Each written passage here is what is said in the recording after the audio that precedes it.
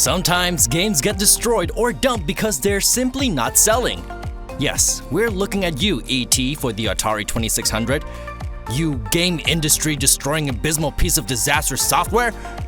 But sometimes there are other reasons to destroy video games, apparently. Here are 10 games that got recalled or destroyed forever.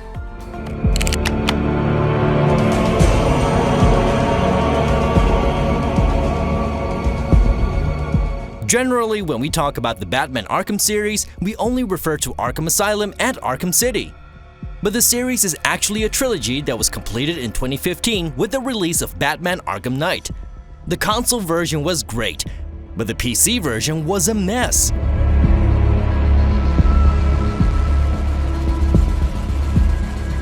Warner Brothers got so many complaints about performance issues, it temporarily removed the game from store shelves, both physically and digitally.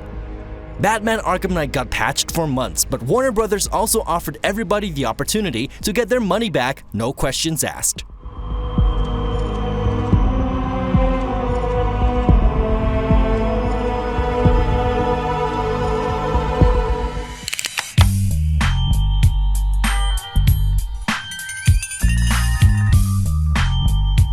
Whenever we make a video about controversies, you can bet on it that the Grand Theft Auto series is somehow involved.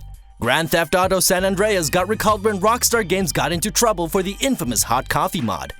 A Dutch modder tweaked the software code for the PC version of San Andreas and unlocked a hidden adult minigame. Eventually, Rockstar patched the game, recalled older copies, and replaced them with the updated version. The hot coffee mod is still one of the biggest controversies in gaming history.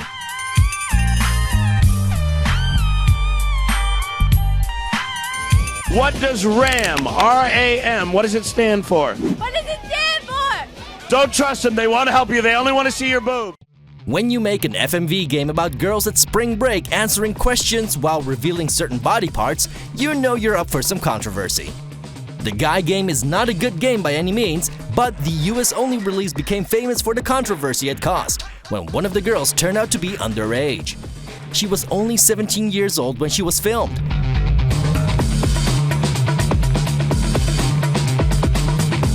A lawsuit was filed 4 months after the release of the game because the girl did not know that her footage would be used.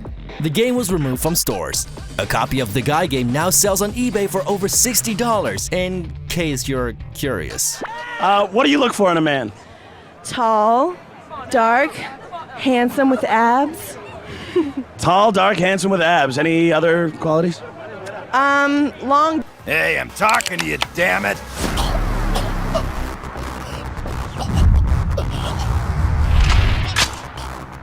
Two Human was supposed to be the first game in a trilogy, but along the way, things got messy. Silicon Knights and Epic Games got into lots of trouble over contracts and the use of the Unreal Engine. Eventually, Silicon Knights lost the case. The company had to destroy all remaining copies of Two Human, and it may never be printed again.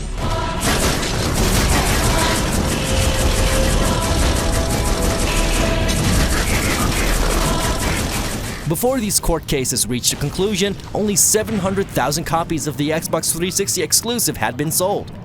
And with an average rating of 6.5 out of 10, the game is not considered very good. This makes Two Human hardly a collectible nowadays, as it sells for just a few bucks both online and your local game shop.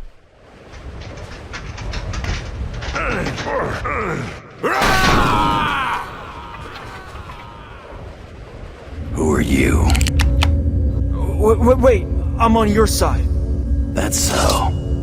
Dude, I swear. Two Human wasn't the only game that fell victim to the lawsuit between Epic Games and Silicon Knights. Silicon Knights had been working on X-Men Destiny as well. 3 years after its release, X-Men Destiny was recalled from physical and digital stores. All games that weren't sold yet were destroyed, never to be made available again. That isn't even the only reason that X-Men Destiny got pulled from digital stores. Activision's license for the Marvel franchise ended on January 1st, 2014. This meant they had to remove games like Spider-Man and Deadpool as well. No way.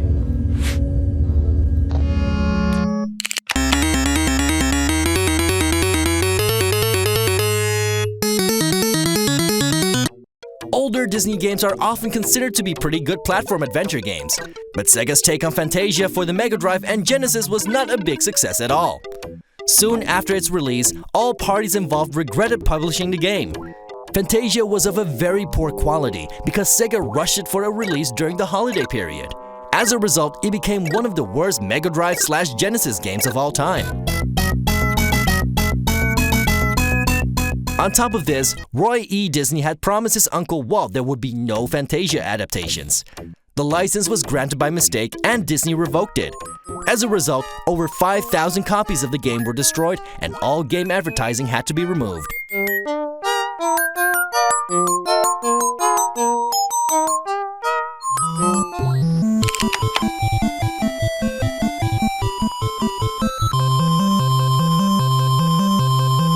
When Bandai released the Family Fun Fitness Mat accessory and the Stadium Events game for Nintendo's first console in 1986, it was quickly acquired and rebranded by Nintendo.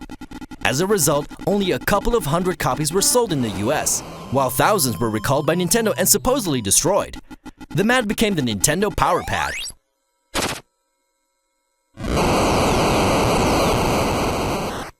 While Stadium Events became world-class track meet. With so few copies of Stadium Events sold, it's no surprise that a boxed copy of the game is nowadays one of the highest valued games of all time.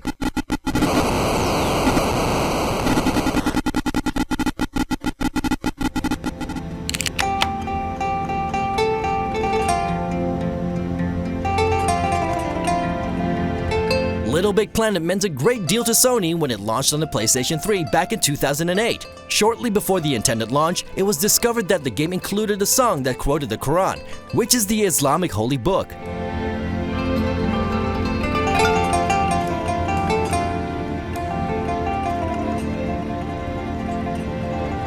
Even though Sony never received any complaints, they decided to remove the song. Digital copies of the game got a day one patch, while physical copies were recalled by Sony and replaced with an updated one. So eventually, no copy of Little Big Planet could ever play the song.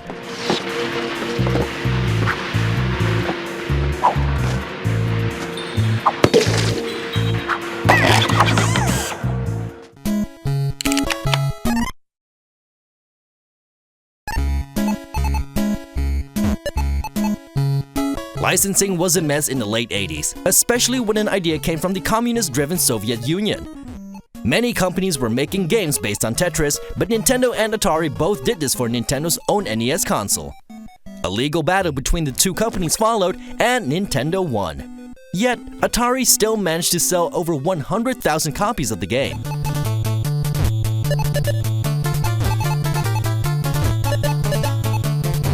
Critics also deemed the Atari version to be superior over Nintendo's take on the puzzle game. Nowadays, a boxed version of the Atari version of Tetris sells for over $200 on eBay.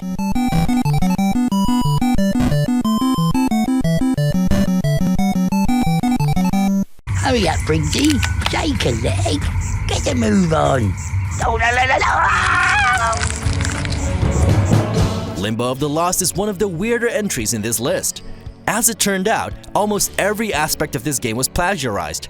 The graphics, dialogue, and even complete levels. They copied scenes from movies like Spawn, Beetlejuice, and Pirates of the Caribbean. Level designs from Thief, Deadly Shadows were copied, while assets were stolen from games like World of Warcraft and Oblivion. I think he should be the King of Limbo. Yeah, he had to fit enough scenes, but at least he kept his legitims. I think that we should be crowning him the King of Limbo. It didn't take long before the media found out, and everybody involved responded surprised. People resigned from Majestic Studios, and 3 months after launch, the game was pulled from stores. We've all had fun, you must agree. Even though interactively, but now we feel that Brick should be the King of Limbo.